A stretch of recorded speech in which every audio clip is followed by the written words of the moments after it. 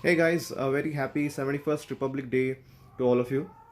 Today we are celebrating the 71st Republic Day, and that's a long way we have come. So, firstly, we have to understand what is the meaning of Republic, or why do we celebrate the Republic Day, and what is the beauty of the Constitution and things like that.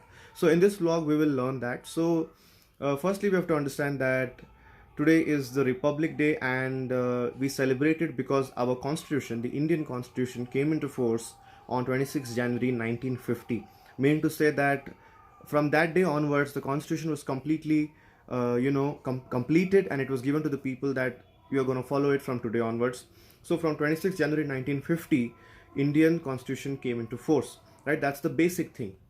Apart from that, we have to understand that why was this day chosen? Why was 26 January chosen for bringing the constitution into force, or for celebrating the Republic Day? So for this, we have to go back to 1929, when the important session of Indian National Congress, called as the Lahore session, which was held. So Indian National Congress, as you know, was the body that was fighting for the constitution of, the independence of India, right? And after a long struggle, and they would have annual sessions. The Congress would have annual sessions in various places where they would think of what to do next, where they would brainstorm about what to do next. They would pass important resolutions, and one such important session was the Lahore session, which was held in 1929. And in that particular session, a very important thing happened. It was the Purna Swaraj Declaration. They called it the 26th January 1950. They called it the Purna Swaraj Day, meaning to say that we have got complete independence. So that's the importance of 26th January. And though the constitution was completed and some of the provisions were adopted on November 26, 1949 itself. So you have to know that the Constituent Assembly sat down to form the constitution, and it took almost 3 years for them to do it. And the constitution was finally completed on November 26, 1949 itself.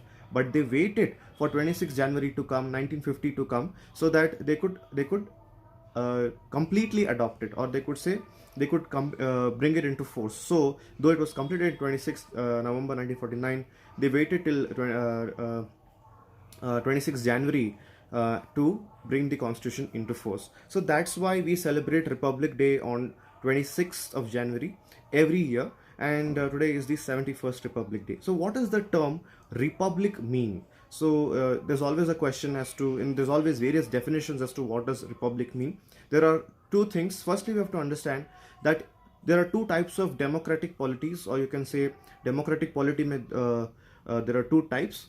One is monarchy, and the other is republic. So the monarchy is, it's hereditary, and the leader is the son of the king or the daughter of the king and things like that. But when it comes to republic polity, the head of the state is always elected, right? Well, what do you mean by head of the state? So in India, in Indian context, the head of the state is the president. The head of the government is the prime minister. So head of the state is always elected. In India, the president is indirectly elected because we follow the parliamentary form of government. So he is indirectly elected, and he plays the role of the head of the state, the president of India. So he is also the one who is hoisting the flag today in the Republic Day celebrations. So we have to understand this political meaning of republic. So there are two types. There's monarchy and there is republic, and we are the Republic of India, right? So we also have to understand that this is the term which describes that political sovereignty of India is vested with the hands of people. So it's not vested in any individual like a king or the president. He does not have the sole power. So the power is completely vested in the hands of people. Hence the constitution and the preamble itself begins like, we the people of India, having solemnly declared ourselves. And that's how it began, as solemn as sovereign, socialist, secular, democratic, and republic. So the word republic is there, and which means that there is no one person who is having complete control over this. There are people of India who are equal part of this. Hence we have a representative democracy where we elect our leaders, right? So apart from that, one more thing is the public offices, be it the office of the Prime Minister, be it the office of the President.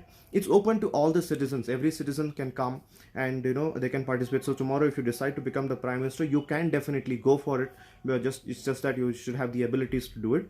But it's not barred for any citizen, be it a man, a woman, or any caste, religion. Everyone can try to become the president or prime minister. It's open for everyone. This is what republic also means. So all these things are quite vital for us to understand. And when you talk about the Constitution of India that was brought into force today, we have to understand that Indian Constitution is the most beautiful constitutions world has ever seen.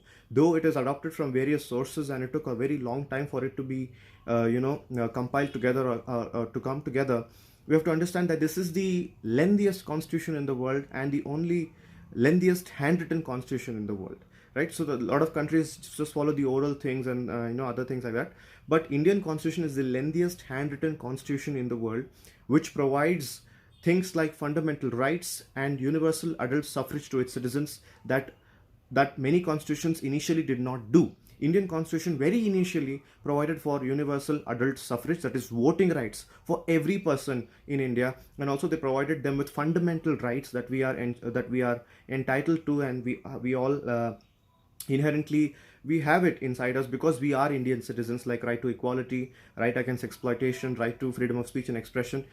Everything is bestowed upon us by the Constitution of India, and that we have to understand. Though when the preamble came into power, the words secular, socialist and integrity were not a part of it. They were later added with the 42nd Constitutional Amendment of 1976. So these are the basic things about the Republic Day, the word republic, the Constitution and other things. And one more thing, today our chief guest for the guest of honor for the Republic Day celebrations is Jair Bolsonaro, if that's how you pronounce it. Now there's a lot of hue and cry about who is this man and why is he here, and everyone is going, we should not have invited him. He's not a great person when it comes to making statements and things like that.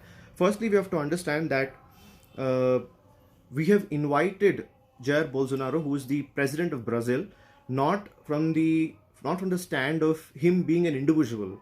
We have invited him because of the post he holds, right? Because of the post he holds and the kind of country he represents. So he is the president of Brazil, who holds the important post of the Brazilian president. So for us, for India, Brazil is important. Now this is about the diplomacy and diplomatic relations and international relations.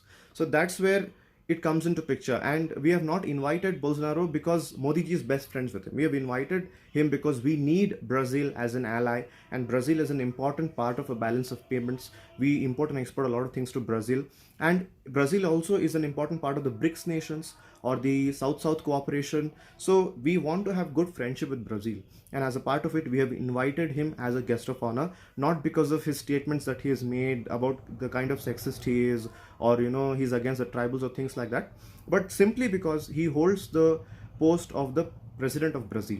So if you feel some head of the state is sexist or racist, what do you have to say about Donald Trump? Right? We are still friends with USA. USA is a great ally. So this is the part of international relations that we have to understand. It's not a part of any friendship or any kind of association. It is just purely diplomatic relations. That's it.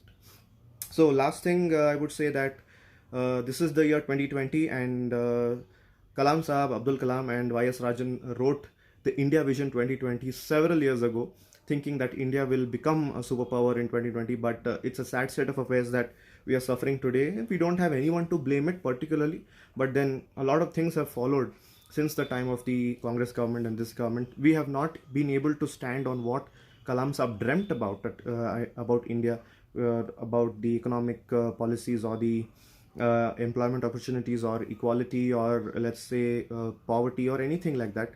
So let's hope in a few years we will be able to fulfill the dreams that APJ Abdul Kalam wrote in the India Vision 2020. And let's hope you all have a great Republic Day, and you all have some great things to look forward to this Republic Day. And yep, that's it. Jai Hind. Sare jahan se acha Hindustan.